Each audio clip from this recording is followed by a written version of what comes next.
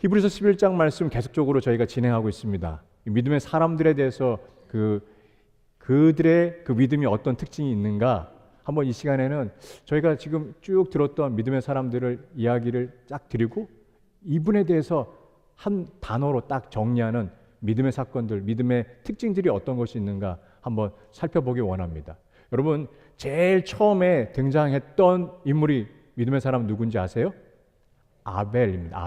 아벨. 예, 아벨의 믿음의 특징 박스 한번 보겠습니다. 자, 아벨은요, 어떤 박스에 뭘 넣을 수 있을까요?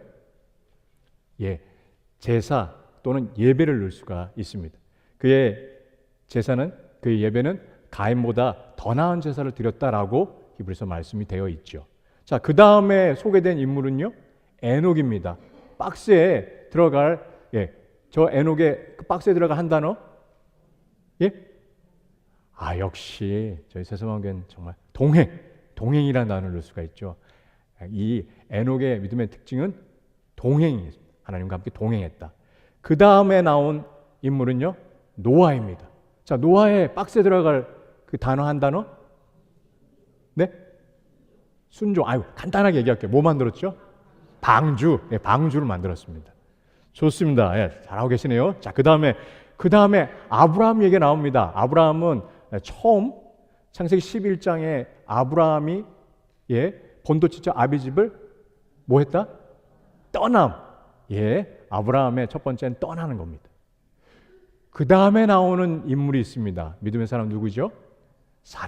사라에게 그 박스에 나와 있는 하나 넣을 수 있는 단어는 무엇이 있습니까? 잉태, 임신한 부분이죠. 그래서 믿음으로 잉태했다라고 하는 것이 나옵니다. 자, 그 다음에 지난주에 우리가 함께 아브라함 두 번째 시간 얘기했습니다.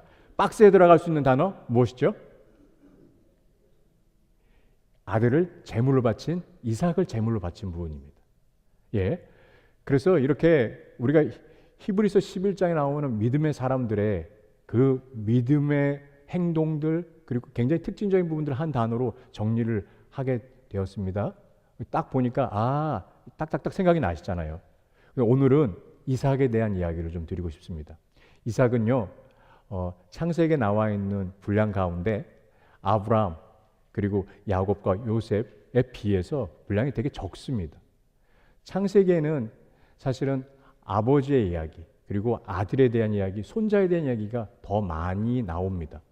그러나 이 이삭에 대해 하나님께서 받은 축복이 얼마나 많은지 참 복에 대해서 복을 받은 사람으로서 많이 등장한 것을 보게 되죠.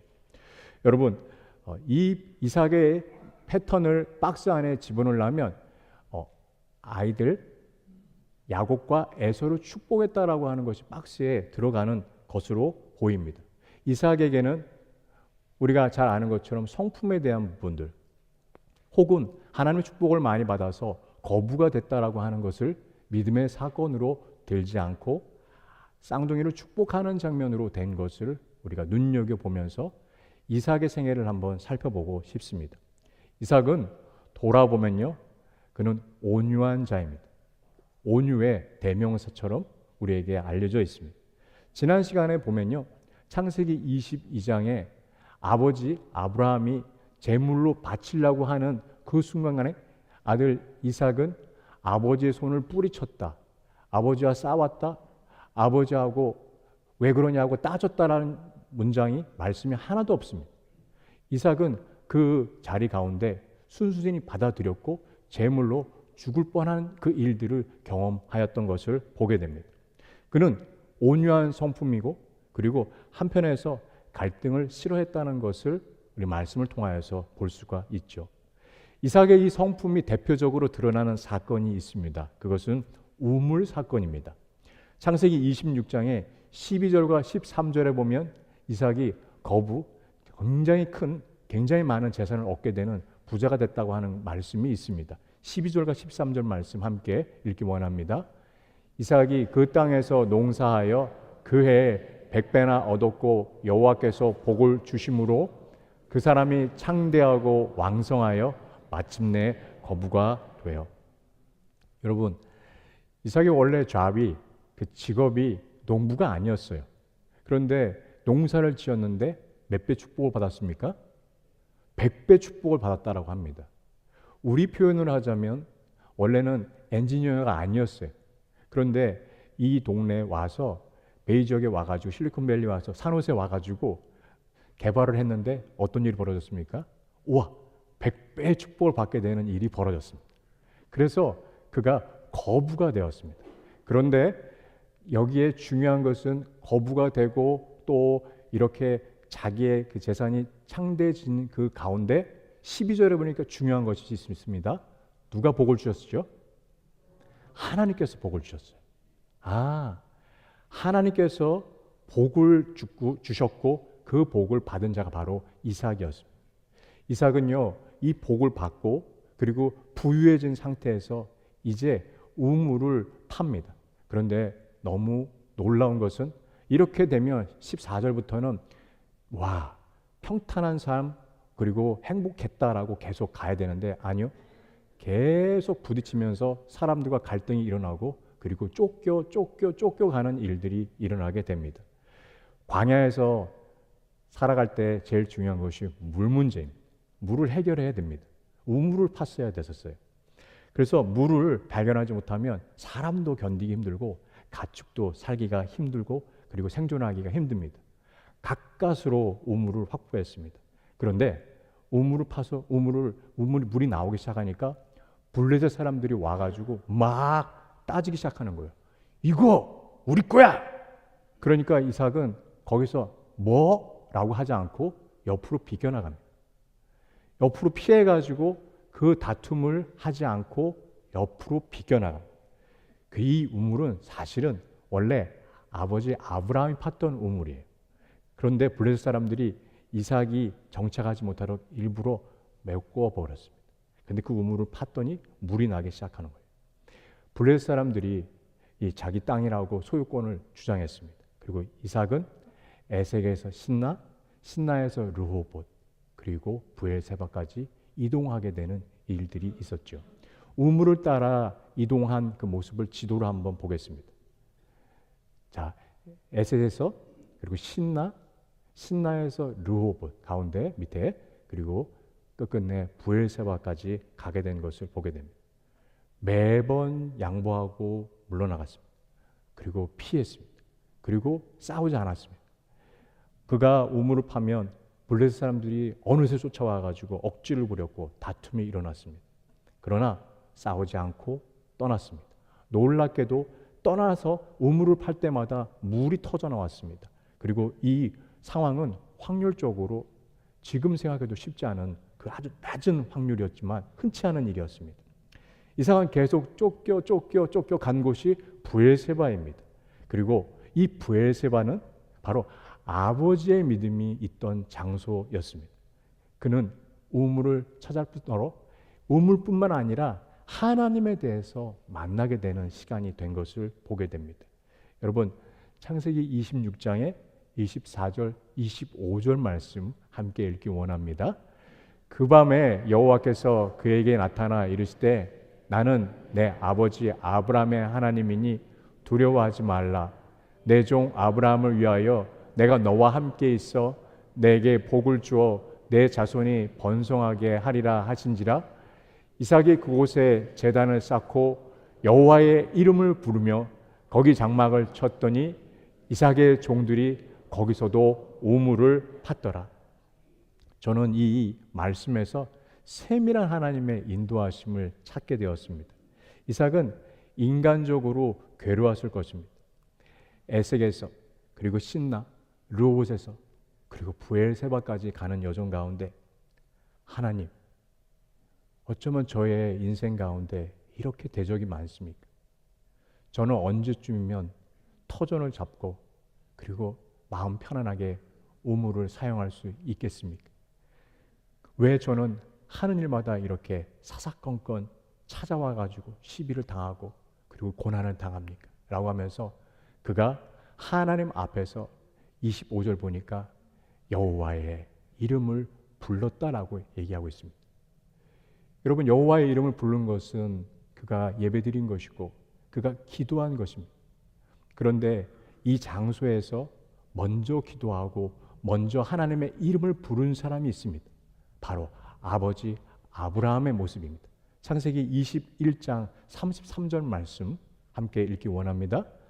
아브라함은 브엘세바에서 에셀 나무를 심고 거기서 영원하신 하나님 여호와의 이름을 불렀으며 아버지를 축복하신 하나님, 그리고 자기를 제물로 바치라고 얘기하셨던 하나님, 그리고 지금은 자신의 인생을 축복하시며 우물을 터질 때마다 이동했지만 이동할 때마다 자신을 지켜보신 그 하나님에 대해서 그는 깨닫게 되었습니다. 여기 이 브엘세바에서 하나님의 이름을 부르짖으며 이삭이 하나님 앞에 기도할 때 아버지가 만났던 하나님이 이제는 나의 하나님이 되는 그 축복을 경험하게 된 것을 알게 됩니다. 여러분, 제가 무슨 말씀 드리고 싶은지 아세요? 혹시 지금 우리의 자녀들이 믿음의 길을 가지 않고 그리고 교회 공동체에 근처가지 않으며 예수 그리스도를 삶의 주인으로 여기지 않는 그 자녀들을 두고 계셔서 속상해하고 가슴앓이 하시는 분들에게 꼭 말씀드리고 싶습니다. 여러분들이 만나신 하나님에 대해서 하나님은 반드시 그들을 만나실 것입니다. 우리가 눈물을 흘렸던 하나님 앞에 부르짖었던 하나님 앞에 기도했던 그 기도를 하나님 들으시고 우리의 자녀들이 하나님을 만나는 그 은혜가 분명히 있다는 것을 보게 됩니다. 브엘세바 그 자리까지 그가 쫓겨 왔지만 그러나 그 자리에서 누가 계셨습니까? 하나님이 계셨어요. 인간적으로는 이삭에게는 고통스럽고 그리고 그 갈등 가운데 자기가 그 마음을 지키는 것이 힘들었지만 하나님은 보셨어요. 결국 이삭이 가야 될 곳이 브엘세바였고 아버지가 만났던 그 하나님에 대해서 이제 자신의 하나님으로서 고백해야 되는 시간이 바로 여기에 있다는 것을 이삭은 알게 되었습니다. 그 축복이 그리고 그 하나님을 만나는 것이 자기가 부를 얻은 것보다 더 소중하다는 것을 이때 그가 깨달았던 것을 우리는 기억해야 될 것입니다. 여러분, 온유한 자는 땅을 기업으로 얻게 됩니다. 마태복음 5장 5절 말씀에 보니까 우리가 함께 읽기 원합니다. 마태복음 5장 5절 말씀. 온유한 자는 복이 있나니 그들이 땅을 기업으로 받을 것이며. 여러분 잊지 마십시오. 하나님은 온유한 자를 찾고 계시고 예수 그리스도께서 우리에게 말씀하시기를 온유한 자는 땅을 기업으로 받을 것이다 라고 약속하고 계세요. 이 땅을 살면서 죄의 문제가 아닌데 우리 삶 가운데 다툼이 일어날 때가 있고 우리의 마음 가운데 마음이 힘들게 관계 가운데 어그러짐을 당할 때가 있습니다. 속상할 때가 있고 오해를 받을 때도 있습니다. 그럴 때 여러분 끝까지 인내하시고 참을 수 있는 것은 온유한 자에게 주님께서 주셨던 축복을 기억하는 것입니다. 최근에 한 성도님이 저한테 말씀해 주시기를 관계 가운데 자신에 대해서 한마디 한마디 할 때마다 너무 가슴이 아프다고 얘기하시면서 많이 울먹울먹 하시더라고요. 그런데 목사님 제가 끝까지 참고 그리고 제가 내색하지 않고 그리고 잘 그 관계 지켜나갈 겁니다라고 얘기하시는데 한 성도님에게 그 얘기 들으면서 저는 이 말씀을 꼭 드리고 싶습니다. 온유한 자는 하나님께서 사용하십니다. 저는 우리 교회에서 존중받는 자가 제일 최고로 여김받는 믿음의 사람은 온유한 자였으면 좋겠어요. 그 온유한 자는 하나님께서 사용하시고 그를 통하여서 하나님이 땅을 기업으로 주신다라고 하는 것을 이삭을 경험했습니다. 그런 이삭이지만 이삭의 마음 가운데 한 구석에는 여전히 찜찜한 내면에 감추고 싶은 문제가 있었습니다. 그것은 무엇이냐? 바로 쌍둥이 아들들에 대한 문제입니다. 자기의 아들들이 둘이 있는데 아내가 좋아하는 아들과 자신이 좋아하는 아들이 다르다는 것. 이것을 편을 갈라서 사랑을 하니까 우리는 이 단어, 이 과정, 이 상황을 편애라고 하는 단어로 사용할 수가 있습니다.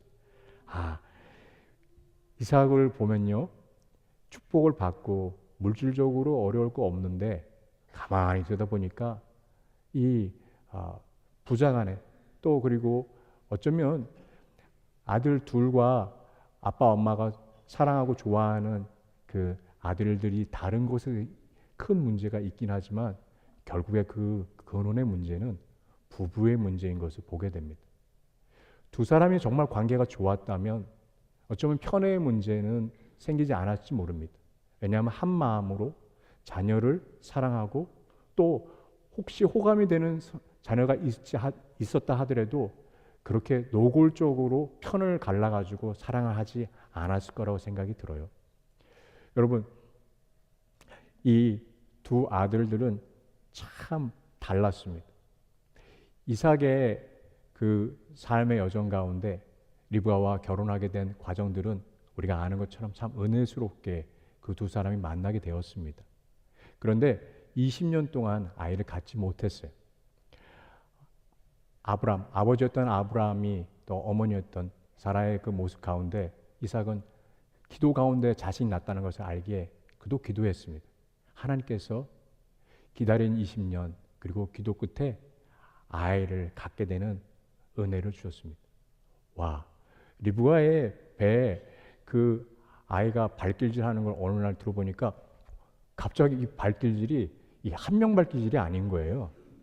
예, 다나미나가 어땠는지 모르겠어요. 근데 지영 집사님, 근데 지금 야곱과 에서라고 하는 이 뱃속에 있는 아기들이 발길질할 때 보니까 엄마가 너무 힘든 거예요. 알고 보니까 쌍둥이를 잉태하게 된 거죠. 이 둘은 뱃속에서부터 싸움이 있고 경쟁했습니다. 얼마나 경쟁을 많이 했는지 출산하는 날 나오면서 둘째가 첫째 발꿈치를 잡고 나왔습니다. 그리고 이 아이의 이름은 그래서 야곱이라 불렀고, 그렇죠? 그리고 이 첫째는 털이 많고 그리고 붉다라고 해서 에서라고 불리게 되었어요. 그 둘은 나오자마자 너무너무 달랐어요. 성향이 다르죠. 첫째 에서는요, 사냥을 좋아했습니다. 허탕합니다. 웃음도 하하하 이게 아니에요. 웃음이 거의 무슨 어디 왕노릇 하듯이 문을 열 때도요, 문을 슬쩍 여는 게 아니라 빵 열면서, 제가 예전에 봤던 혹시 CF에 이덕화 선생님 나왔던 광고 아시죠? 문도 거의 꽝 치면서 나오듯이 정말 호탕한 모습으로 나왔습니다. 그런데 아버지 이삭 입장에서는 에서가 너무 마음에 드는 거예요. 그 에서가 해온 사냥해서 가지고 온 그 별미 음식을 먹으면서 너무 흐뭇해하는 아버지의 모습이 있는데 반해 어머니 옆에 야곱이 있습니다. 야곱은 어머니가 뭘 해라고 얘기할 때마다, 부탁할 때마다 이렇게 말합니다. 소자 여기 있사옵나이다. 오늘은 어머니와 함께 맛있는 반찬 한번 만들어 보겠습니다. 얼마나 어머니 입장에서 행복하겠어요. 말만 하면 이 아들 듣게 하고. 그런데 여러분 잘 보시면 여러분 성경에 아버지 이삭과 그리고 야곱이 따뜻한 대화를 나눈 장면이 찾아보기가 쉽지가 않은 것을 우리가 알게 됩니다. 이렇게 두 아들들이 너무 달랐죠. 여러분, 두 아들들을 보면서 엄마 아빠가 정말 서로 사랑하면서 두 아이들을 공평하게 키웠다면 두 아이들의 인생이 좀 더 바뀌었을 거라고 저는 생각이 듭니다만, 그러나 아버지는 첫째를, 어머니는 둘째를 끼고 그 아이들이 서로 편애하는 일들이 편만하게 됐고 집안에 너무 많아졌습니다. 그래서 이렇게 편애가 일상화된 가정을 우리는 엮이는 가정이라고 부릅니다. 여러분, 우리 모두가 부모를 통하여서 하나님의 공평하심을 경험하게 됩니다. 부모를 통하여서 하나님 아버지를 알게 될 때 부모의 자녀들을 정말로 사랑하는 마음, 그리고 한 명 한 명 다 일일이 골고루 사랑하려고 하는 그 애씀을 통하여서 하나님의 사랑이 전달될 수 있는 것을 우리가 보게 됩니다. 그런데 편애하면 그 편애는 계속적으로 영향을 미치게 됩니다. 안타까운 것은 편애를 받았던 야곱이 나중에 아들이 몇 명이죠? 12명입니다. 그 중에서 11번째 아들 요셉만 편애하게 되는 것을 보게 됩니다. 편애는, 그리고 이 하나님이 원치 않으셨던 이 죄적인 습성은 계속적으로 학습이 되는 것을 보게 됩니다. 그래서 그 또 다른 자기의 아들을, 수많은 아들들이 있지만 11번째 아들만 채색옷을 입히는 이 행동으로 인해서 결국에 갈등이 일어나게 되며, 그리고 아버지와 아들 요셉은 그 길을 생이별을 해야 되는 시간이 있었습니다. 여러분, 이처럼 편애는 무섭습니다. 가정을 깨게 되는 첫걸음이 편애에 있습니다. 이 자리에 계신 분들에게 혹시 나의 자녀 가운데 내 마음을 조금 더 흡족하게 하는 자녀가 분명히 있을 것입니다. 제가 이 얘기를 드리면서 혹시 마음 가운데 아프시라고 말씀드리는 게 절대 아닙니다. 그러나 우리가 우리들의 모습을 돌아봐야 될 부분들이 분명히 있다는 말씀을 드리고 싶습니다. 내 마음을 좀 더 기쁘게 하고 내가 더 생각이 나는 자녀가 있는데, 그렇다면 생각이 덜 나는 자녀에게 한 번 더 전화하실 필요가 있다는 것입니다. 그리고 그에게, 또는 아들이든 딸이든 한 번 더 마음 가운데 사랑한다는 얘기를 해 주실 필요가 있습니다. 우리의 눈길 가운데 그 자녀가 보이지 않았을 때, 그리고 그 자녀가 아닌 다른 자녀만 계속 눈에 보였을 때는 우리 마음을 점검할 필요가 있다는 말씀을 저는 드리고 싶습니다. 둘째, 야곱은 어머니의 태에서 나오는 순간부터 형 에서에 넘겨간 장자권에 대해서 언젠가 하면서 그 축복을 바랬었습니다. 그래서 팥죽 한 그릇에 에서에게 장자권을 넘기고, 그리고 에서는 그 장자권을 이럴 정도로 소홀히 여겼습니다. 장자권은 그 집안을 다스릴 권한뿐만 아니라 재산을 물려받을 때 두 몫을 더 받게 되어 있습니다. 아들이 3명이면 아버지는 4몫을 준비하고 장자에게 2몫을 주고 나머지 아들들에게 한 몫씩 주게 되어 있습니다. 이토록 중요한 것이 장자권인데, 그러나 에서는 이 장자권의 중요성을 경홀히 여겼고, 그리고 가치를 깊이 이해하지 못했고, 당장의 욕구를 해결하는데 그것을 쉽게 내버리게 되었습니다. 그는 그 선택을 나중에 후회하게 되었죠. 이삭이 나이가 많아졌습니다. 눈이 어두워졌어요. 그리고 그의 눈이 점점 어두워져서 어쩌면 그의 마음 가운데 내가 이러다가 더 이상 살 수 없겠다라고 하는 두려움도 가졌을지 모르겠습니다. 그런데 이삭이 그 시간들을 맞이해서 이제 맏아들 에서를 불렀어요. 그리고 팥죽 한 그릇에 그 장자의 명분을 팔아버렸던 맏아들이지만 그는 여전히 에서를 축복하고, 그리고 에서를 사랑했습니다. 하나님의 뜻보다 자신이 좋아하는 그 사냥하는 고기를 맏아들이 가지고 와 그것을 먹고, 그리고 그를 축복하고자 하는 그 계획을 세웠어요. 그런데 그 이야기를 어머니 리브가가 들었습니다. 큰 자가 어린 자를 섬길 것이라고 하는 그 말씀을 하나님으로부터 리브가는 들었습니다. 하나님으로부터 뱃속에 잉태하고 뱃속에 두 아이가 쌍둥이들이 있을 때 그 말씀을 들었고, 리브가는 그것을 계속적으로 기억했습니다. 어쩌면 여러분, 이삭도 이 말씀을 알았습니다. 아니요, 어쩌면이 아니라 아내를 통하여서 그 이야기를 분명히 들었고, 그리고 둘째를 위해서 첫째가 섬기게 될 것이다 라고 하는 말씀, 에서가 섬기게 될 것이다 라고 하는 말씀을 아버지 이삭 또한 분명히 알았습니다. 그러나 아버지 이삭은 그 말씀을, 하나님 말씀을 받아들이려고 하지 않았고, 그러나 하나님께서 자신의 삶을 축복하셨던 것은 아셨지만 자신의 그 축복은 에서에게 가게끔 하려고 했었습니다. 그리고 그 축복을 하기 위해서 맏아들이 사냥을 떠난 순간 엄마와 둘째 아들은 서로 공모하고 둘째 아들 야곱에게 이 몸에 털을 덕지덕지 붙이도록 하였습니다. 그리고 별미를 먹게 했습니다. 눈이 어두웠던 이삭에게 에서라고 속이며 그 야곱에게 에서에게 갈 그 축복을 야곱이 다 가로채게 되었죠. 에서를 향한 이삭의 그 뜻대로 여러분 되었습니까? 아니요, 되지 않았습니다. 리브가와 야곱의 그 계략에 속아 야곱을 에서로 알고 이삭은 그 모든 축복을 마음을 다해서 하였습니다. 물론 속임수를 쓴 것은 잘못이었지만 여러분, 하나님의 뜻은 이루어집니다.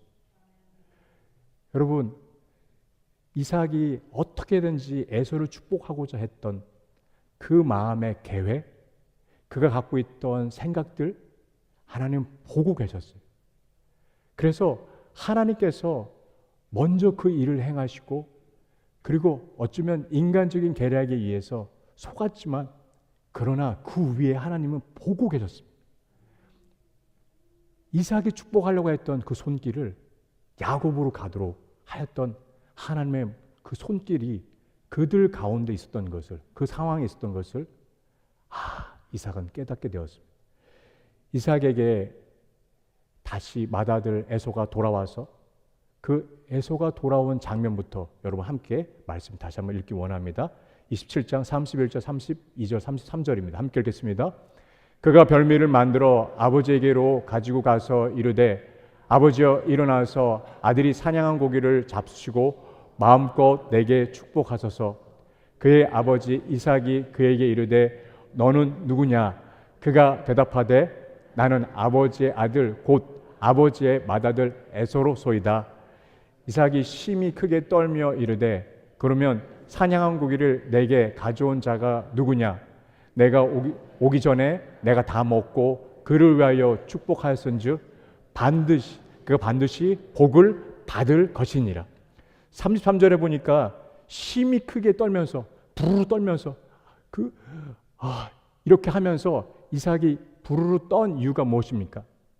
여러분, 이삭은 자신이 축복한 사람이 에서가 아니라 야곱이란 사실을 깨닫고 크게 떨었습니다. 이것은 단순한 놀람이 아니라 하나님이 개입하셨다는 것을 그가 깨닫게 되는 것이죠. 내가 생각했고 내가 계획했고 내가 분명히 맏아들에게 축복하려고 다 준비했는데 하나님이 그 손길을 막으셨고, 그리고 그가 마음껏 축복했던 자가 알고 보니까 야곱이었어요. 그런데 이 소식을, 이 이야기를, 이 사실을 알게 된 이삭이 33절에 보니까 여러분, 그 이야기를 듣게 된 후에 축복하였은즉 그가 반드시 복을 받을 것이다. 다시 틀지 않았어요. 그 사실을 알게 된 후에 이것은 하나님께서 예비하신 것이고 하나님이 나한테 이것을 원하셨구나. 내가 계획했지만 내 뜻보다 하나님의 계획이 우선이었다라고 하는 그의 고백이 담겨져 있는 것입니다. 그래서 그 축복을 그대로 밀고 갔고 에서에게는 네가 아니라 야곱이 이 축복을 받아야 될 자다라고 하는 이야기를 33절에 그가 반드시 복을 받을 것이다 라고 얘기하고 있습니다. 여러분, 우리가 많은 계획을 세웁니다. 그러나 하나님의 뜻만이 우리를 이끌어 가시는 것을 보게 되었을 때 잠언 19장 21절에는 이렇게 되어 있습니다. 함께 읽기 원합니다. 사람의 마음에는 많은 계획이 있어도 오직 여호와의 뜻만이 완전히 서리라. 여러분, 이삭은 온유한 자였습니다. 그래서 어쩌면 그의 삶 가운데 많은 축복을 받았고 하나님에 대해서 브엘세바에서 만났기에 하나님을 알지만 그러나 마음 한구석에 여전히 감추고 있던 이 자녀의 축복에 대한 부분들이 있습니다. 하나님은 이 자녀에 대한 마지막 카드를 꺼내서 축복할 때 내가 보고 있고 내가 야곱을 선택했으며 그리고 내가 나 됨을 이삭 네가 알았으면 좋겠다라고 말씀하시는 것입니다. 여러분, 우리들의 삶 가운데 혹시 주님께서 축복해 주셔서 이 자리까지 왔고 경제적으로 우리가 부유해졌고 그리고 우리들의 삶 가운데 힘들었지만 그리고 지금까지 잘 왔다라고 생각했지만 가슴의 한 구석에 감추고 있던 내 삶의 에서의 카드는 무엇입니까? 나의 삶 가운데 내 뜻대로 다 된다라고 생각하지만 하나님 보고 계십니다. 네가 많은 계획이 있어도 오직 나의 뜻만이 반드시 설 것이다. 우리는 고백해야 됩니다. 하나님은 저보다 먼저 저를 잘 아시고, 그리고 하나님 되심을 제가 고백합니다. 주님, 제 뜻대로 제가 된다고 지금까지 생각했고, 그리고 감춰왔는데 생각해 보니까 아니더라고요. 주님, 저의 삶 가운데 주님이 저보다 크십니다 라는 고백, 내 뜻과 내 생각 내려놓고 주님 말씀 듣겠습니다 라는 우리의 모습을 주님이 원하신다는 말씀 드리고 싶습니다. 말씀 맺고 싶습니다. 하나님은 참 좋으신 분이십니다. 하나님은 우리가 주님, 저희들 삶의 가장 먼저는 주님이십니다 라고 하는 이 고백 듣기를 원하고 계십니다. 이 한 주간 우리 삶 가운데 에서를 내려놓고 주님의 약속을 믿고 하나님 행하신 것을, 이것을 이삭의 믿음으로 말씀하신 히브리서 11장 이 말씀을 기억하며 나가는 저 여러분 이 한 주간 되시기를 예수님의 이름으로 축원합니다.